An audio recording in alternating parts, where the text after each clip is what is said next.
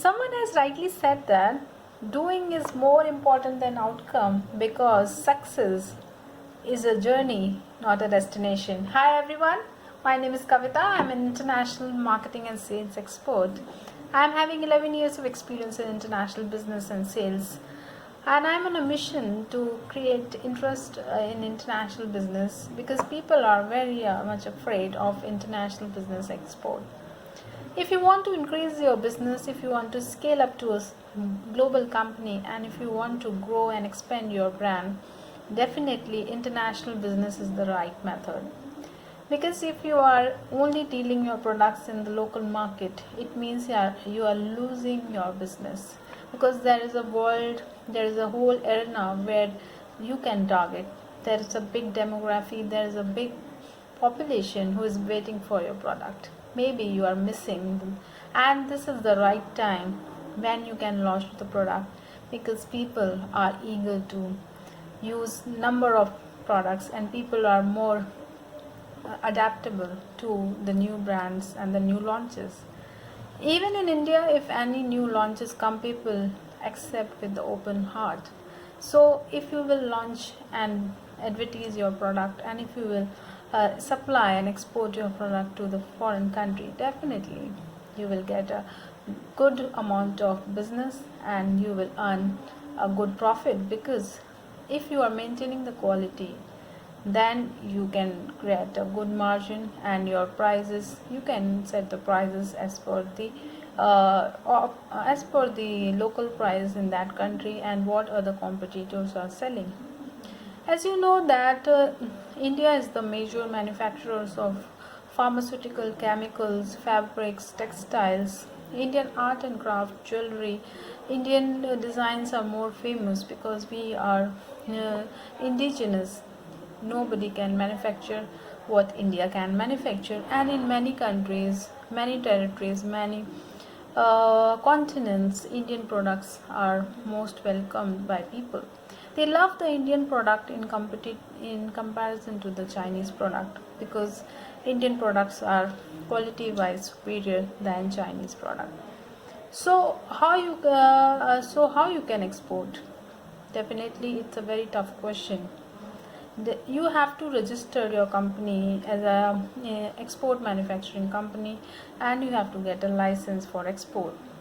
Then you should have the registration to manufacture that product in your manufacturing license, and you have to get information from many EPCG or any other export schemes with the concerned authority. You should start manufacturing, then you should work on the leads of the product. So what are the phases how you can do marketing? So there are certain phases in which a company can understand, and you can understand at which phase your company is. One phase where company is right now, maybe a domestic company, could be no direct foreign marketing. In this, company has no experience of foreign trade, and they are very hesitant to sell in the international market.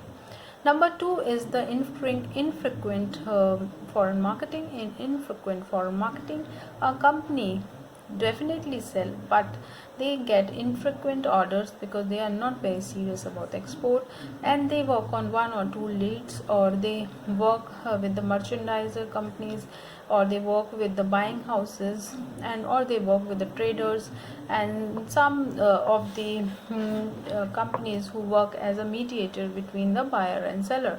In this case, you lose the profit margin, because these mediators or the commission agents, they take the price from you, then they may increase or overprice the product, and they keep the margins with you.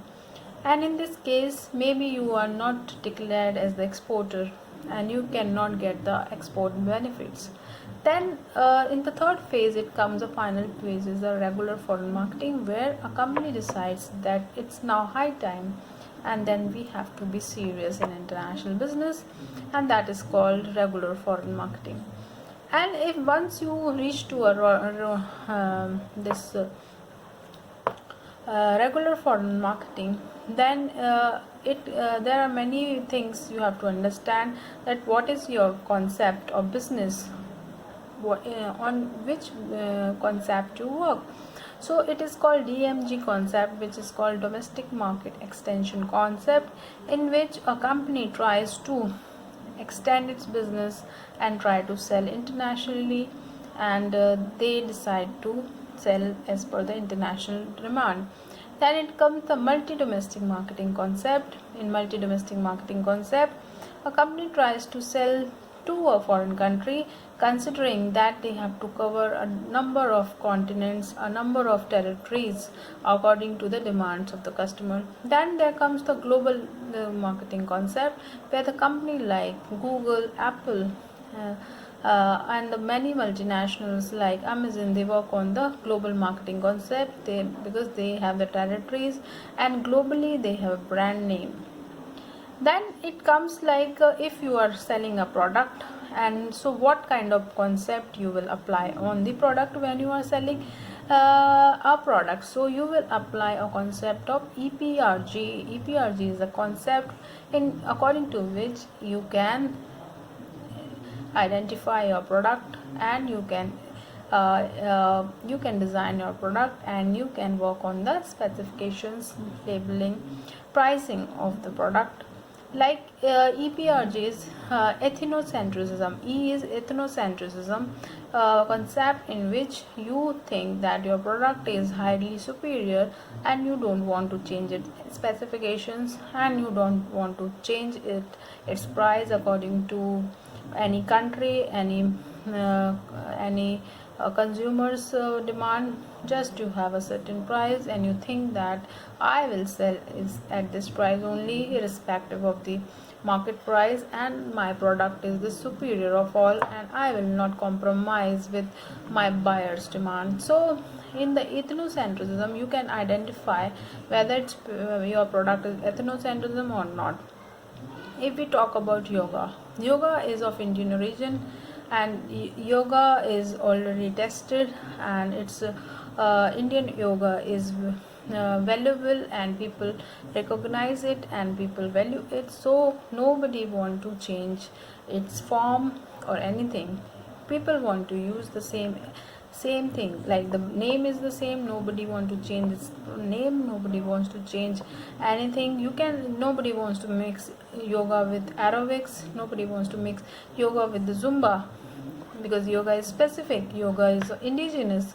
And yoga, the pricing could be different, because if a Indian yoga instructor want to sell to or teach its yoga to anyone, either it's in Africa or it's in Middle East or it's in USA, if they want to charge, they will charge according to their wish. They will not degrade themselves according to the consumer's pricing factor.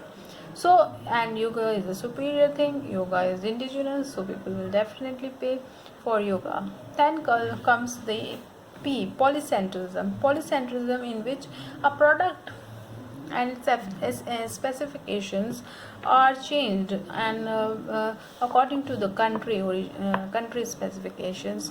Like suppose if you are selling to African country like Kenya, and if you want to sell your product to Kenya, so you will change its specification, labeling, bottle, packaging, carton, everything according to the local market demand. Maybe if you are selling a product in the 1 liter packing, maybe in Kenya the same product could not be sold in 1 liter packing.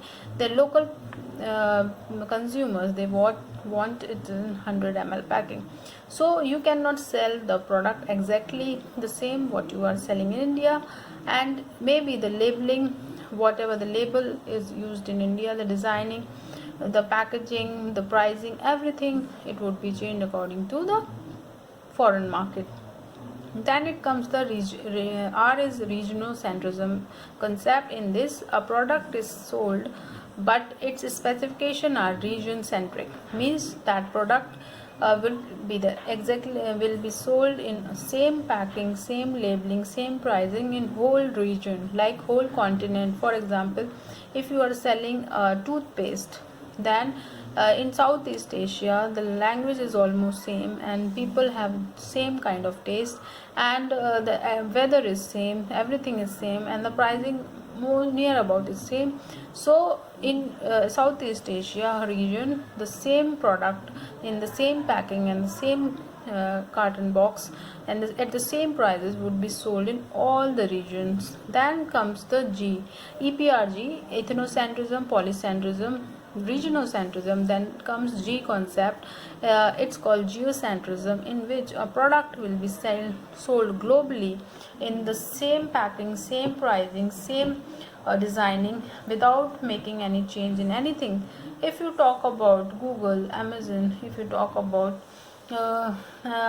Microsoft, they have the global brand and they don't change its packaging anything according to any country specific, region specific. They make their product in uniform packing, uniform pricing, uniform labeling, designing, everything is same. So this concept which applies in the product is called EPRG concept. So hope you have got a lot of knowledge, and I have shared a lot of information how you can brand, how you can sell, and how you can go globally, and how you can earn profit in international business. So my dear friends, if you need any information help, just give comments and I will be in touch you in the next video. Have a great day. Bye.